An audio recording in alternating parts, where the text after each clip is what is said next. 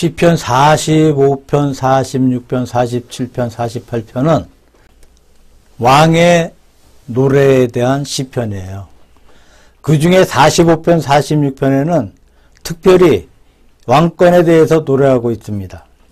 48편에는 특별히 왕도인 시온에 관한 노래가 나오고 있습니다. 이 시편은 왕이 자정해 있는 예루살렘, 곧 시온에 대한 찬양으로 보고 있어요. 예루살렘은 여러 각도에서 볼 때에 대단히 크다고 생각이 됩니다. 다윗이 이스라엘 나라를 통일해서 통일 군왕시대가 시작되기 전에 그는 먼저 유다 나라의 왕이 되었어요. 그 후에 남북을 다 통치하게 되는 이스라엘 전체의 왕이 되었을 때 헤브론에서 예루살렘으로 올라가서 예루살렘 도성을 점령하고 이 도성을 다윗성이라고 불렀습니다. 그리고 예루살렘을 왕도로 정했는데 전 세계에서 가장 오래된 왕도 가운데 하나가 되고 있습니다. 그 역사가 대단히 오래되었고 예루살렘은 여러 가지 의미에서 대단히 깊은 뜻이 있는 왕도였다고 할 수 있습니다. 다윗이 예루살렘을 점령할 때에 거기에 있던 원주민들을 멸망시키고 예루살렘에 높은 성곽을 쌓고 전체를 지배하는 큰 왕도가 이루어졌던 것을 볼 수 있습니다. 지금은 예루살렘을 보게 되면 세 종류의 성지라고 말하고 있죠. 유대교의 성지로서 유대인들의 솔로몬 전이 거기에 있었기 때문에 그 전을 중심으로 예루살렘을 기억하고 있습니다. 그리고 유대교를 계승한 기독교의 성도로서 전 세계에 있는 모든 그리스도인들이 예루살렘에 가서 예수님께서 걸어가신 비아 돌로사 라는 그 예수님이 걸어가신 그 10지점을 둘러보게 되는데 비아 돌로사라고 불리는 고난의 길을 순례하면서 예수 그리스도의 사건을 묵상하고 겟세마네 동산이며 성묘 교회며 부활하신 감난산 같은 것을 더듬어 보면서 예루살렘에 있는 여러 성지를 순례하고 있습니다. 또 하나 이슬람교의 전설에 의하면 솔로몬 성전에 큰 바위가 있던 그곳에서 모하멧이 신발을 타고 하늘로 승천해 올라갔다는 전설을 가지고 있어서 이슬람교도 역시 예루살렘을 자기들의 성지로 삼고 있습니다. 옛날 아브라함이 이삭을 바쳤던 큰 바위 위에는 골덴 둠이라고 하는 큰 둠이 서 있는데 이것은 이슬람교의 둠이 되고 있습니다. 이것을 1967년에 유대인들이 점령해서 지금은 예루살렘이 유대인 손에 들어가 있기는 합니다만 그래도 이스라엘 사람들은 유명한 골덴 둠이라고 불리는 그 둠을 무너뜨리지 못하고 그냥 그것을 두고 있는 그런 상태에 있어요. 하지만 이스라엘 민족들은 그 돔을 빨리 무너뜨리고 옛날 솔로몬이 세웠던 성전을 그것에다가 재현하고 싶은 마음이 간절할 것입니다. 이렇듯 예루살렘은 유대교, 기독교, 이슬람교 3대 종교의 성도로서 3대 종교인들이 이곳에 모여서 자기들의 종교를 거기에 축하하고 기념하는 것을 보게 됩니다. 하여튼 대단히 뜻이 있는 곳이라고 할 수 있습니다. 예루살렘의 별명이 바로 시온이에요. 시온에 노래하는 것은 왕도인 예루살렘을 노래하는 것이고 왕도인 예루살렘을 통해서 그들의 신앙을 증명하는 것이라고 말할 수 있습니다. 이 시편은 고라 자손의 시라고 되어 있습니다만 시편 48편 1절에서 8절까지는 큰 도성인 시온을 말하고 있고 9절에서 14절까지는 시온의 노래를 부르고 있는 것을 보게 됩니다. 그럼 우리는 이 시온을 어떻게 노래해야 할까요? 첫째로 생각해 보려는 것은 시온의 노래입니다. 시온은 큰 왕의 성이라는 말이 48편 2절에 기록되어 있는데 터가 높고 아름다워 온 세계가 즐거워하며 큰 왕의 성 곧 북방에 있는 시온산이 그러하도다 라는 말씀이 있어요. 히스기야 왕 당시에 아수르 군대가 예루살렘을 포위하고 산헤립이 예루살렘을 공격했을 때 그가 이스라엘 백성들을 능력한 말 가운데 하나가 열방의 신들이 그 백성을 내 손에서 구원하여 내지 못한 것 같이 히스기야의 신들도 그 백성을 내 손에서 구원하여 내지 못하리라는 말을 합니다. 히스기야가 감히 산헤립에게서 이스라엘을 구원하지 못하고 여호와 하나님이 아수르 왕의 손에서 이스라엘 백성을 살려내지 못한다고 하는 말을 합니다. 그러나 그날 밤에 내란 때문에 산헤립의 군대 18만 5천 명이 멸망해버리고 부끄러움을 당하고 도망쳐서 자기의 고향으로 돌아가서 자기 아들에게 죽임을 당하는 기사가 나오고 있어요. 정말로 그때 위세가 등등할 때 아무도 그 앞에 대항할 수 없는 대왕처럼 보였지만 비참하게 그렇게 빠르게 허무하게 무너져버리고 마지막에 죽을 때에도 하필이면 자기 아들 손에 죽었어요. 이렇게 인간이 자랑하고 있는 왕이라는 것이 얼마나 허무한 것인지를 말해주고 있습니다. 그러나 48편의 말씀 가운데 예루살렘의 성은 큰 왕의 성이라고 합니다. 여기서 큰 왕이란 다윗 왕을 가리키기도 하고 하나님을 가리킬 수도 있습니다. 이 말씀은 사람이 뽐내는 대왕이 아닙니다. 하나님께서 세워주신 큰 왕임을 나타내고 있어요. 다윗이 왕이 된 것은 하나님께서 택하여 세우셔서 왕으로 삼아주셨고 또 하나님께서 높여주셔서 그를 대왕으로 삼아주셨고 역사에 남는 위대한 왕으로 삼아주신 것을 보게 됩니다. 다윗은 사실 자기 아버지 이새의 양을 치고 있던 막내 아들이었습니다. 우리 한국도 그런 개념이 있습니다만 유대인들에게는 큰아들은 부모의 사랑을 많이 받고 막내 아들은 부모의 사랑을 느끼지 못하고 자라나는 경우가 있습니다. 그런데 8째 아들 가운데 마지막인 다윗이 뽑혀서 나라의 왕이 되는 그런 큰 하나님의 복을 받았어요.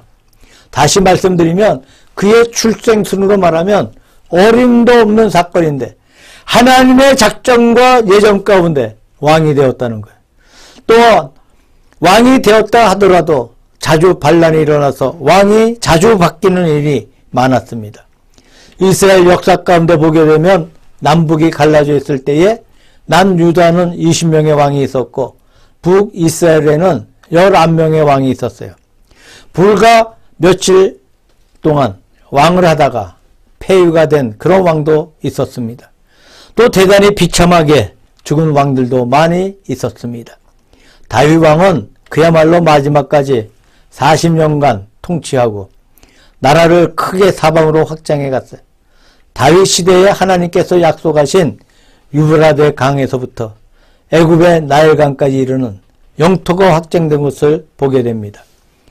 엄청난 대국을 만드셨습니다. 구약 사무엘 하에 보게 되면 다윗이 가는 곳마다 하나님이 승리하게 하시더라 라는 말씀이 있습니다. 다윗이 전쟁을 하게 되면 반드시 승리를 거두었어. 다윗이 무엇을 하든지 온 백성이 기뻐하더라는 말씀이 있습니다. 다윗 왕의 모든 말을 기뻐하였고 그의 모든 정치를 백성들이 기뻐하였고 다윗이 하는 모든 것에 즐겁게 순종을 했습니다. 이것이 전부 다 하나님께서 하신 하나님의 역사가 아니겠습니까? 이렇게 왕이 되는 것 자체도 어려운데 왕이 되었을 뿐만 아니라 대왕이 되어서 사방을 다 정복했어요. 적들을 물리치고 다른 나라를 정복하는 것도 어려운데 온 백성들이 거기에 그야말로 즐겁게 순종을 하고 기쁘게 다윗을 따라서 모든 것이 형통하고 다윗이 하는 모든 일을 백성들이 좋아하고 하나님께서 다윗과 여호와 같이 계셔서 그를 대왕으로 삼으신 것이 분명했어요. 그래서 예루살렘은 큰 왕의 성이라는 겁니다. 이 큰 왕이라는 것은 사람이 자칭해서 등극한 큰 왕이 아니고 하나님께서 큰 왕으로 세워주신 것을 말합니다. 그래서 예루살렘은 하나님의 큰 왕의 성이었다는 말입니다. 그래서 이 시온은 특별한 뜻이 있어요. 그래서 시온을 축하하고 노래한다는 말입니다. 두 번째로 시온이라는 것은 하나님 나라의 뭡니까? 한 그림자가 되고 있어요. 이스라엘 백성의 가나안 땅은 천국 전체의 한 그림자이고 시온은 새 예루살렘 천성의 한 그림자가 되고 있어요. 그래서 시온을 노래하고 사랑한다는 것은 바로 하나님을 사랑하고 천국을 사모한다는 말이 됩니다. 이스라엘 성지를 다녀온 목사님들의 이야기를 들어보면 전에는 지금처럼 성지가 잘 개발되지 못하였고 텔아비브가 이스라엘의 서울이었다고 합니다. 예루살렘 절반은 요르단 측이 점령해 있었으므로 성지의 가장 중요한 곳인 고난의 길이나 예루살렘의 성전이 있던 장소는 전부 아랍 측에 속해 있었습니다. 그러니까 그곳에 들어가 보지 못한 분들이 많았어요. 텔아비브에서 예루살렘을 순례하며 왔다 갔다 했다는 겁니다. 순례하는 관광버스의 안내자가 멋지게 잘 안내를 해 주었다는데 가는 도중에 예루살렘이 높은 산 위에 있으니까 언덕 위에 올라가 드디어 예루살렘을 저 멀리 바라볼 수 있는 그러한 지점에 왔을 때 그 안내자가 거기에 타고 있는 일행들에게 자기의 말을 따라 하라면서 샬롬 예루살렘 내가 당신을 보는 것을 대단히 기쁘게 생각합니다. 그런 말을 암송시켰다고 해요. 그래서 그곳에 갔던 목사님들이 그 말을 암송했다고 합니다. 샬롬 예루살렘 내가 당신을 보니 얼마나 기쁜지 모릅니다. 그 말이 정말로 가슴 속에서 우러나왔다고 합니다. 정말 예루살렘을 처음 바라볼 때의 감격은 대단히 컸을 겁니다. 저도 언젠가는 죽기 전에 성지 순례를 했으면 합니다. 풀코스로 아내와 함께 가보았으면 합니다. 그 다음에 예루살렘 순례의 길을 다 마치고 이제 돌아오는 길에 처음 보았던 지점에 와서 여러분 뒤를 돌아보십시오 해서 뒤를 돌아보았다고 합니다. 예루살렘이 눈에 보이고 있는데 또 샬롬 예루살렘 예루살렘이여 안녕하소서 당신을 다시 보기를 원합니다 라는 말을 암송시킵니다. 그 암송을 하면서 예루살렘을 향해 작별의 인사를 했다고 합니다. 그래서 이 목사님은 마음속으로 내가 다시 한번 보기를 원합니다. 그렇게 중얼거리며 기원했다는 말을 해요. 그리고 그 목사님은 다시 이스라엘을 방문하게 되었다고 합니다. 옛날에 주월절이나 장막절이나 오순절이 되면 지방에 있던 유대인들이 예루살렘을 향해 오다가 예루살렘이 보일 때면 샬롬 예루살렘 내가 당신을 보게 된 것을 참으로 기쁘게 생각합니다 라고 말하고 또 떠나갈 때도 샬롬 예루살렘 내가 당신을 다시 보기를 원합니다. 이렇게 말하고 떠나간다는 말을 들어보았습니다. 그것이 지금까지 계속되어서 풍속이 되어 예루살렘을 처음 볼 때와 예루살렘을 떠날 때 그러한 인사를 한다는 말을 들어본 적이 있습니다. 아마 그런 인사가 수천 년 동안 그들의 역사 가운데 이어져 내려와서 예루살렘을 노래하고 사모하는 마음이 그들의 국민 생활에 초점이 된 것 같습니다. 온 국민들이 예루살렘을 중심으로 절기를 중심으로 1년의 계획을 짠다는 말입니다. 또 이것이 그들의 신앙생활의 중심이 되고 있습니다. 예루살렘에 와서 절기를 지키는 것이 그들의 신앙생활 가운데 가장 중요한 부분이 되고 중심적인 부분이 되어 있습니다. 그래서 예루살렘은 노래의 대상이 되고 사랑의 대상이 되고 있습니다. 우리가 단지 예루살렘을 단순히 사랑하고 사모하는 것이 그 뜻이 큰 뜻이 있다고 믿지 않습니다.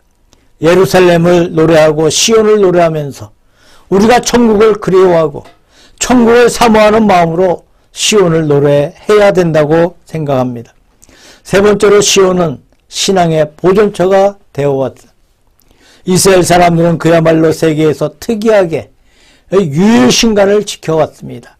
전 세계가 모두 우상을 숭배하고 다신교에 빠져있고 혹은 범신교에 빠져있고 혹은 미신에 빠져 있었으나 그들은 그러한 시절에 여호와 하나님 한 분, 유일하신 하나님을 믿는 유일신간을 지켜왔습니다.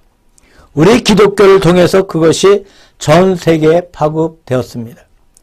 지금의 세계에는 기독교인들이 오직 한 분 하나님을 믿고 있습니다만 이것은 유대인들이 구약 성경을 통해서 가르쳐준 귀한 신앙의 유산이었습니다.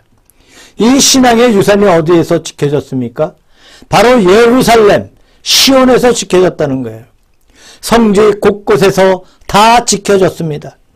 예루살렘에 있던 솔로몬의 성전, 스룹바벨의 성전, 헤롯의 성전 등 이 성전을 통해서 내려왔던 그들의 신앙체계 속에서 유일신간이 굳건히 지켜져 왔다는 사실을 부정하지 못합니다. 예루살렘이 없었던들, 솔로몬의 전이 없었던들 아마 그 신앙은 상당히 변질되지 않았겠느냐 이렇게 생각할 수가 있습니다. 그런 의미에서 예루살렘은 신앙을 보존시켜주는 중심지가 되어 왔습니다. 또 예배의 정신이 거기에서 잘 함양되고 있었습니다. 이제 말씀드린 대로 1년에 적어도 3대 절기 때는 그 성지 전체에 흩어져 있는 모든 유대 남자들이 1년에 3번씩 예루살렘에 와서 하나님을 경배하는 것이 그들의 생활 가운데 중심적인 역할을 했습니다. 그게 예배의 정신이 아니겠습니까? 지금도 가보면 이제 말한 대로 솔로몬의 성전은 파괴되고 없습니다만은 유대인들의 정복인 검은 옷을 입고 수염을 꼬불꼬불하게 길게 내리고 검은 모자를 쓰고 통곡에 담을 붙들고 몸을 흔들면서 기도문을 외우고 있는 모습을 볼 수 있다고 합니다. 아무 때나 가도 그것을 볼 수가 있습니다.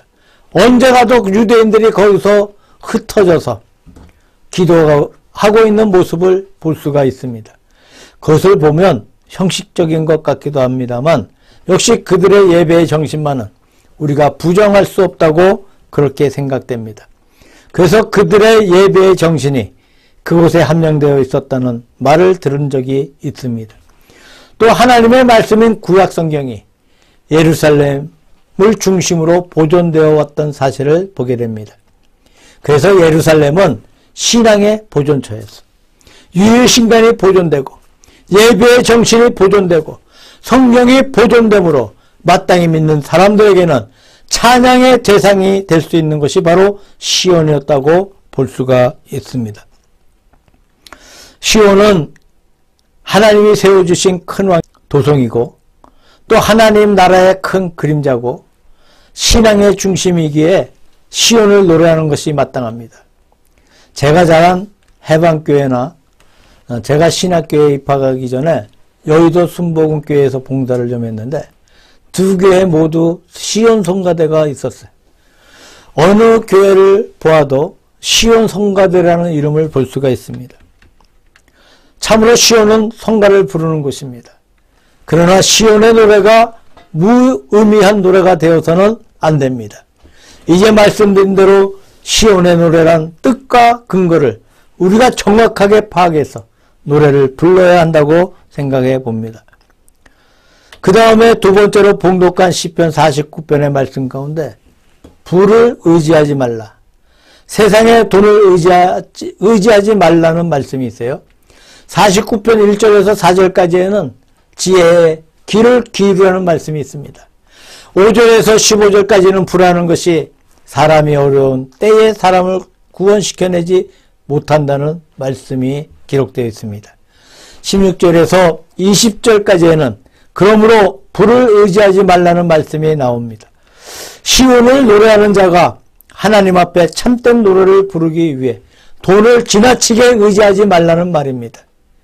여기에서 1절에서 4절까지에는 지혜의 길을 기울이라는 말씀이 나옵니다. 지혜라는 것은 우리 신앙의 한 대명사격입니다. 다시 말하면 세상의 어떤 지식을 가리키는 것이 아니고 주를 믿음으로 말미암아 신앙인이 얻는 독특한 영감을 가리키고 있다는 거죠. 즉 성령을 가리키고 있습니다. 성령의 지혜로서 우리가 어려움 가운데에서 구원받을 수 있지 돈으로 구원받지 못한다는 것을 말합니다. 마태복음 6장 24절에 유명한 말씀이 있어요. 한 사람이 두 주인을 섬길 수 없는 것은 하나를 중히 여기고 하나를 경히 여기기 때문입니다. 그래서 너희가 두 주인 곧 하나님과 재물을 겸하여 섬길 수 없다고 말씀하고 있습니다. 여기에서 재물이라는 것은 우리가 한번 생각해 보아야 하겠습니다. 첫째, 재물은 사람이 세상을 살아가는데 필수적인 조건이라는 거예요.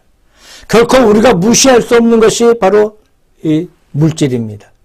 예를 들면 바다에서 배가 짐도 많이 싣고 많은 사람을 싣고 이 무리를 떠나가. 우리 인간과 물질의 관계는 그 배와 물의 관계와 같다는 겁니다. 어떻게 그 큰 배가, 상당히 무거운 배가 거기에 또 짐과 사람을 싣고 그렇게 쉽게 둥둥 떠갈 수 있습니까? 물 때문에 그렇다는 거예요. 만약에 물이 없는 곳에 배가 닿는다면 암초에 걸렸다고 합니다. 배가 암초에 걸려 깨어져 버리면 아주 꼼짝을 못해. 얼마나 무서운지 몰라. 꺼낼 수가 없어. 배가 물 위에 떠 있음으로 말미암아 쉽게 움직여가고 무거운 짐도 싣고 갈 수 있고 유쾌한 여행도 할 수 있다는 겁니다.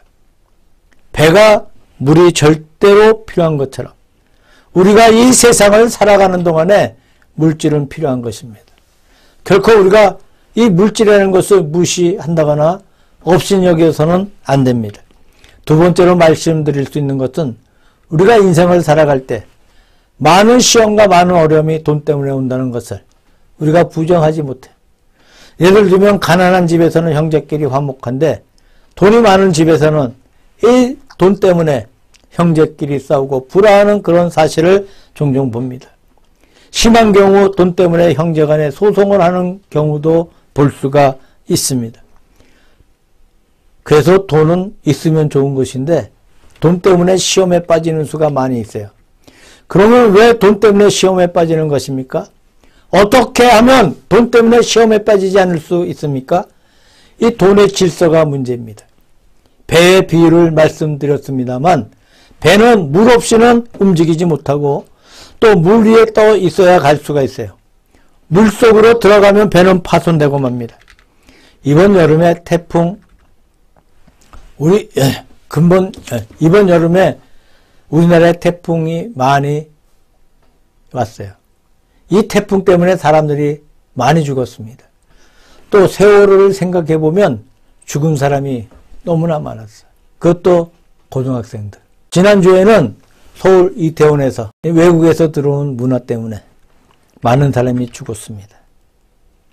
젊은 10대, 20대 청년들이 또 고등학생들도 몇 명 죽었대요. 300명 이상 사상자를 내었어요. 자, 정치권에서는 이 문제 때문에 야당은 여당을 궁지로 몰고 있습니다. 아직도 해결이 안 되고 있어요. 제가 걱정하는 것은 이 이태원 사건 때문에 또다시 대통령을 탄핵한다는 이러한 또 전대미문의 사건이 일어나지 않을까 하는 걱정을 해봅니다. 이 무서운 파도가 일 때 바다처럼 무서운 것이 세상에 없다고 합니다. 배가 물 위에 뜨고 배가 물을 지배하고 물이 배 밑으로 들어가야 물이 공업지 또 좋은 것이지 이 위치가 바뀌어져 버리면 물이 배 위에 올라가고 배가 물 밑으로 들어가 버리면 이 배는 어떻게 돼요? 파손되고 말아요. 물질은 참 좋은 것입니다. 물질의 위치를 지켜야 됩니다. 어디까지나 우리가 신앙을 가지고 또 인격을 가지고 물질을 지배할 줄 알아야 돼요. 물질이 내 위로 올라와 버리면 그냥 맹목적으로 욕심을 내고 욕심에 따라 살면 물질 때문에 멸망을 한다는 겁니다. 내가 믿음을 가지고 물질을 지배하고 믿음 가운데 물질을 다스릴 줄 알 때 물질은 가치를 발휘합니다. 여기에 물질을 의지하지 말라는 것은 물질을 주인처럼 섬기지 말라는 말씀이에요. 하나님과 재물을 겸하여 섬길 수 없느니라. 하나님도 주로 삼고 물질도 주로 삼고 그럴 수 없다는 것입니다. 우리가 하나님을 주로 삼고 신앙으로 돈을 지배해야 합니다. 하나님이 맨 위에 계시고 그 다음에 내가 있고 그 다음에 물질이 있습니다. 제일 위에 하나님이 계시고 그 다음에 하나님의 피조물인 내가 서 있고 내 밑에 물질이 있어. 이 질서가 잘 지켜질 때 돈은 제 값을 발휘할 수가 있습니다. 그래야 복된 물질이 될 수가 있어. 이 위치가 바뀌어서 내 위에 돈이 올라가 버리고 그 다음에 내가 있고 하나님이 맨 밑에 내려가 버리면 신앙도 파괴되어 버리고 물질도 오히려 우리에게 화를 주고 만나는 말씀이에요. 이 돈의 위치를 바꾸지 말라는 겁니다. 주 하나님을 높여야지 돈을 높여서는 안 된다는 말씀입니다. 세 번째로 형식적인 신앙의 경계에 대해서 시편 50편에 말씀하고 있습니다. 이 시편 50편은 하나님의 심판의 노래예요. 50편 1절에서 6절까지에 있는 말씀은 하나님의 심판대 앞으로 모이라는 말씀입니다.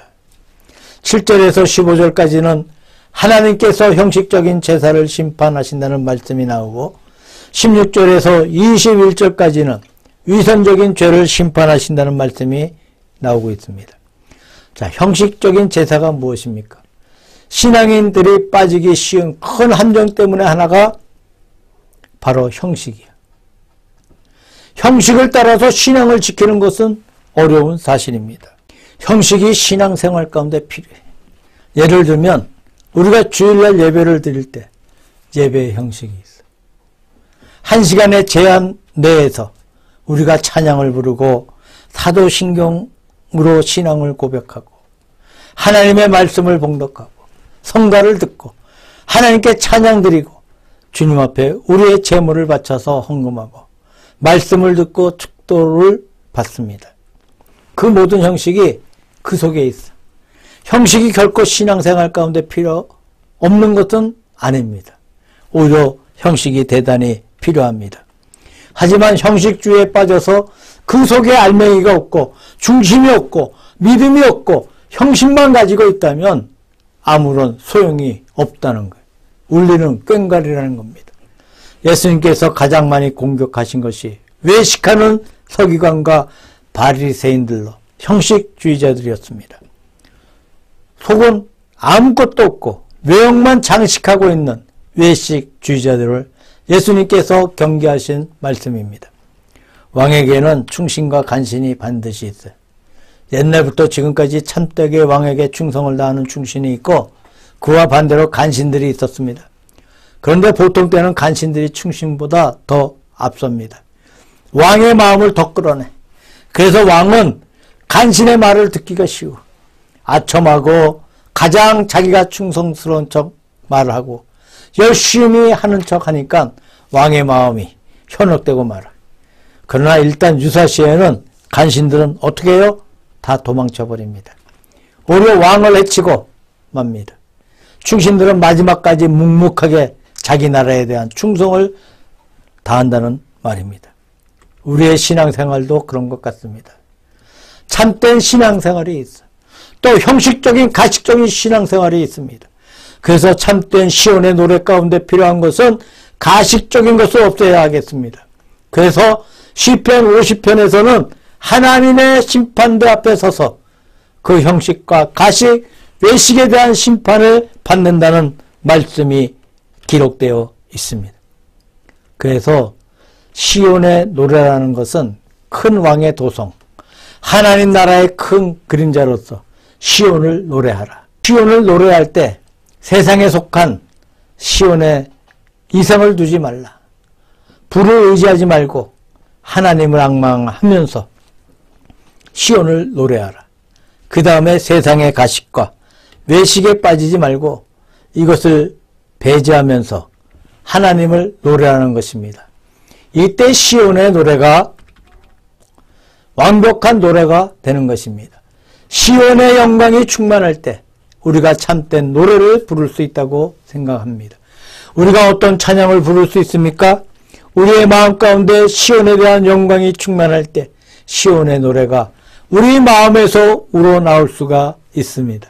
거기에서 세상의 불을 능가해 갈 수 있습니다. 몇 주 전에 말씀드렸습니다만 미켈란젤로가 조각했던 모세상이 로마에 가면 있어요. 자, 모세의 얼굴에 뿔 두 개가 나 있어서 재미있는 모양입니다.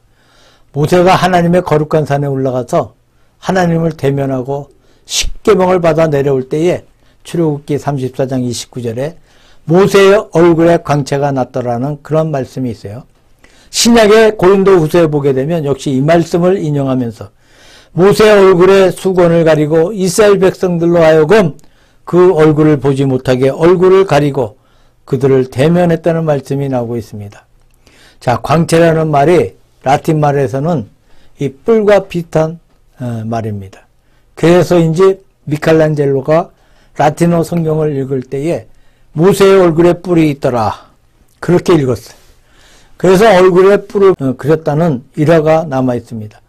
미켈란젤로는 큰 실수를 범했습니다만 미켈란젤로는 자기가 실수해서 뿔을 그렸다는 것을 뻔히 알면서도 수정을 하지 않고 그냥 두었어요. 그것을 실수로 해서 그렸다 해도 뜻이 있다는 말입니다. 모세의 이마에 솟아있는 두 뿔이 무엇을 말하고 있습니까? 영광을 말하고 있습니다. 미켈란젤로가 착각해서 뿔로 그렸지만 그 뿔은 하나님의 영광을 상징했기 때문에 뿔 조각을 바라볼 때마다 뿔로 보는 것이 아니고 하나님의 영광으로 보고 있어요. 물론 우리가 하나님의 영광을 뿔로서 표현하지 못합니다. 혹은 요즘에는 그림을 그릴 때 빛이 나가는 식으로 그리고 있습니다. 그러나 그 빛으로 하나님의 영광을 완전히 표현하지는 못한다고 생각됩니다. 세상에 어떤 것도 하나님의 영광을 표현할 수 있는 물건은 없다고 생각됩니다. 우리의 가슴 속에 거룩한 신앙의 불길이 타오르고 하나님의 영광이 넘쳐오를 때 참된 노래를 주님 앞에 부를 수가 있습니다. 세상의 부와 같은 유혹에도 이길 수가 있습니다. 우리는 정말 가식하지 아니하고 외식하지 아니하고 진실한 신자가 될 수 있습니다. 그러니까 시온의 노래는 어디까지나 하나님의 영광에 충만해서 영광에 가득 차서 부르는 노래입니다. 우리가 주님 앞에 은총을 받고 더욱 받아서 주의 은혜가 충만하여 시온의 노래를 부르시기를 우리 주 예수 그리스도 이름으로 축원합니다.